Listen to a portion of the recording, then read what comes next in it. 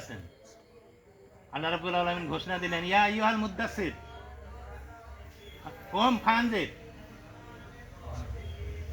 এ কম্বলওয়ালা, কম্বল দিয়ে শুয়ে থাকা ব্যক্তি উঠো আর মানুষকে সতর্ক করো। মানুষকে সতর্ক। পিছনের ভাইরা কি শোনা পাচ্ছেন? মানুষকে সতর্ক করো। তাহলে কিসের সতর্কতা? মানুষ তখন কুফরি আর শিরকিতে লিপ্ত ছিল, আল্লাহ বিরোধী অনেক কাজে লিপ্ত ছিল, পাপাচারে লিপ্ত ছিল। যেখানে কবিরা গুনাহ হতো, সব এমন কোনো গুনাহ নাই যে সেখানে হতো না। এই সকল কাজে লিপ্ত হওয়ার কারণে তাদেরকে আখিরাতে কি জান্নাতে দেওয়া হবে না জাহান্নামে দেওয়া হবে? কোথায়? তারা জাহান্নামী হবে, কঠিন শাস্তি ভোগ করতে হবে।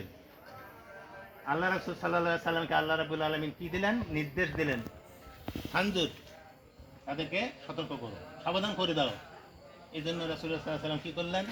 তাদেরকে ডাক দিলেন, বললেন যে এরকম একটা ব্যবস্থা করেছেন যে একটা পাহাড়ে চলেছেন, আর সেখান থেকে তিনি ইয়া সাবাহা করে ডাক দিলেন। আর লোকজন সমবেত হলেন। সমবেত হওয়ার পরে লোকজন জিজ্ঞেস করছেন, আমি যদি বলি যে পাহাড়ের পিছন দিক থেকে কোনো শত্রুপক্ষ তোমাদের উপর